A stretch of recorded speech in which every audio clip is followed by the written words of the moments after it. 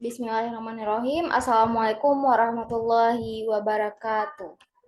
Selamat malam semuanya. Semoga kita selalu berada dalam keadaan sehat walafiat. Baik, perkenalkan kami dari kelompok 5 akan mempresentasikan serta menjelaskan tentang detektor. Tugas ini untuk memenuhi mata kuliah analisis instrumen dengan dosen pengampu Profesor Dr. Rerum Naturalium Rinaldi Idros SSI. Baik, perkenalkan anggota dari kelompok 5 adalah saya sendiri, yaitu Putri Ikrami Umah, kemudian Sarah Sajidah Siregar, kemudian ada Julpia Yasmin, dan kemudian ada Adinda Salsabila.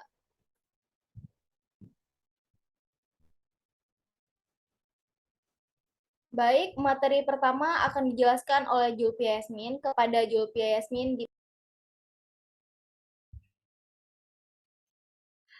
Baik, yang pertama yaitu pengertian detektor. Detektor merupakan perangkat yang diletakkan pada ujung kolom tempat keluar fase gerak yang membawa komponen hasil pemisahan.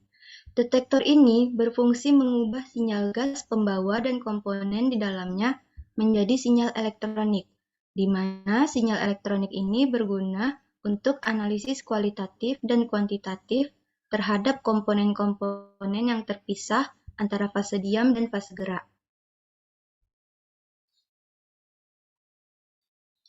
Selanjutnya adalah kromatografi gas. Kromatografi gas atau GC adalah jenis kromatografi yang umum digunakan dalam analisis kimia untuk pemisahan dan analisis senyawa yang dapat menguap tanpa mengalami dekomposisi.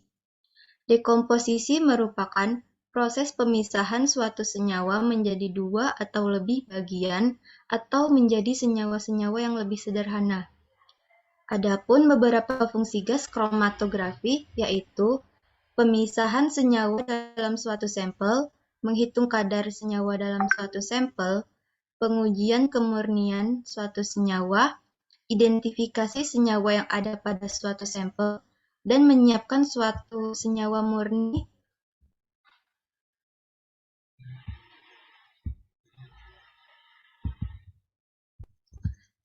Selanjutnya adalah prinsip kerja gizi. Prinsip kerja gizi diawali dengan material gas yang merupakan fase gerak. Tabung gas akan terhubung ke pipa atau selang yang menghubungkannya ke flow controller. Flow controller merupakan sebuah komponen yang digunakan untuk mengatur jumlah keluaran gas carrier. Selanjutnya, gas carrier atau fase gerak akan menuju ke kolom. Pada instrumen GC, tidak terdapat pompa seperti pada HPLC. Sampel injektor atau sering disebut autosampler akan mengeluarkan sampel sesuai dengan algoritma yang telah diprogram dengan komputer. Kemudian, kolom oven merupakan fase diam. Pada bagian ini, suhu dapat dikendalikan. Maksudnya yaitu bisa dinaik atau turunkan sesuai dengan kebutuhan. Nah, proses menaik turunkan suhu pada kolom oven akan membuat material sampel menguap dan terbawa oleh fase gerak atau gas carrier tadi. Ketika proses senyawa volatil pada sampel menguap, maka detektor akan menangkapnya sebagai signal-signal data.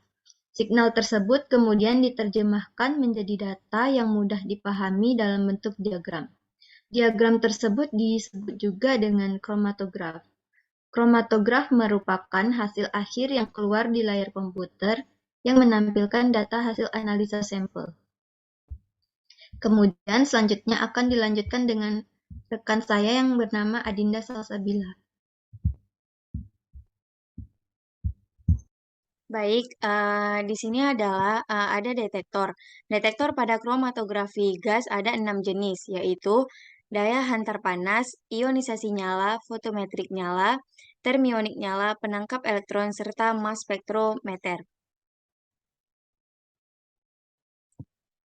Yang pertama adalah Flame Ionization Detector atau FID.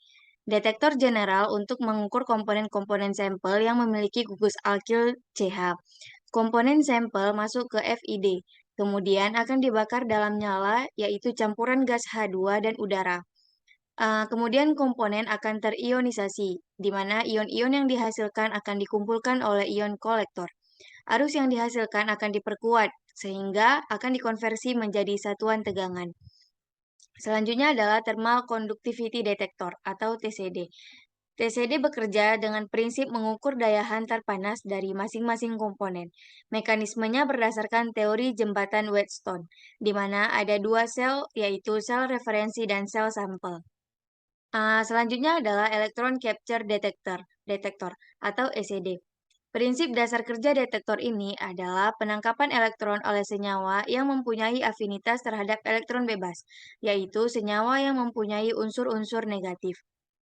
Yang keempat adalah Flame Photometric Detector atau FPD. Prinsip detektor ini yaitu senyawa yang mengandung sulfur atau fosfor dibakar dalam nyala hidrogen atau oksigen, maka akan terbentuk spesies yang tereksitasi dan menghasilkan suatu emisi yang spesifik yang dapat diukur pada panjang gelombang tertentu. Yang kelima adalah Flame Thermionic Detector atau FTD. Prinsipnya adalah pembakaran senyawaan komponen kemudian direaksikan dengan garam rubidium dan respon listrik yang dihasilkan akan diperkuat dan dikonversi menjadi satuan tegangan.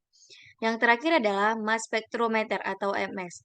Prinsip pengukurannya adalah komponen sampel dipecah menjadi bentuk ion fragmennya, baik secara elektronik maupun kimiawi.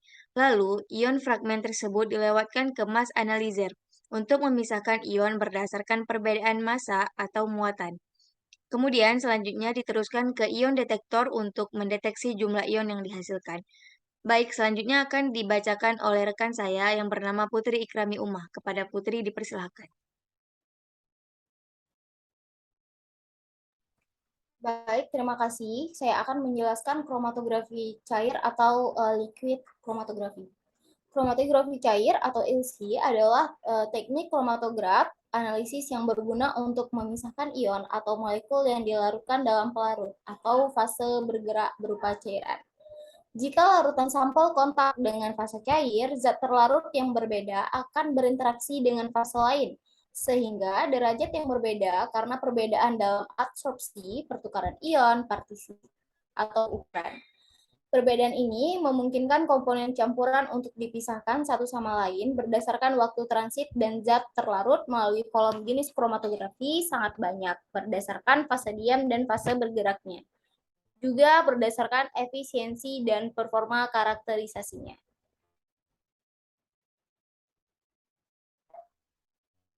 Selanjutnya, saya akan menjelaskan tentang prinsip kerja LC atau liquid chromatography. Di sini sudah ada pelarut, komponen campuran yang akan diteliti ditempatkan pada sistem yang memiliki stasioner atau padatan. Kemudian, komponen campuran tersebut akan mengalir memasuki fase gerak. Dan pada fase ini akan terjadi interaksi antara komponen tersebut dengan padatan yang ada. Kemudian dapat kita lihat di slide itu akan timbul sebuah proses pelarutan dan penguapan dari komponen campuran yang akan dipisahkan.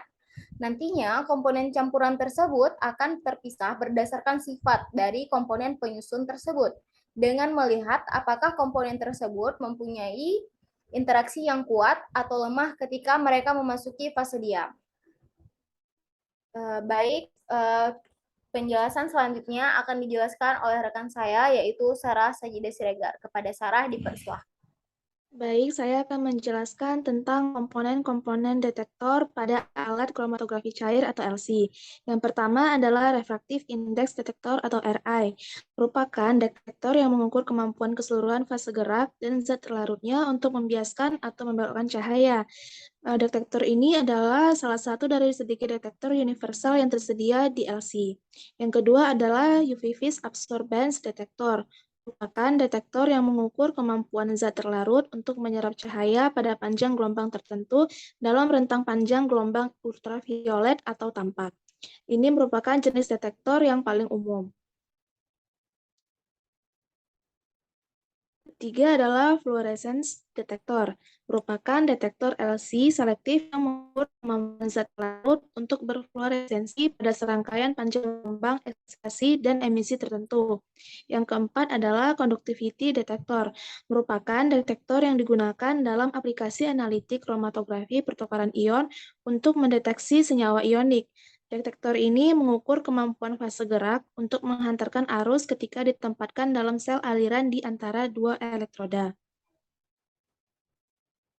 Yang terakhir adalah electrochemical detector, merupakan detektor yang digunakan untuk mengamati senyawa apapun dalam fase gerak yang dapat mengalami oksidasi atau reduksi. Umumnya mencakup 2 atau lebih elektroda yang memantau arus yang dihasilkan oleh oksidasi atau reduksi senyawa eluting pada potensial tetap, di mana keluaran listrik adalah aliran elektron yang dihasilkan oleh reaksi yang berlangsung pada permukaan elektroda.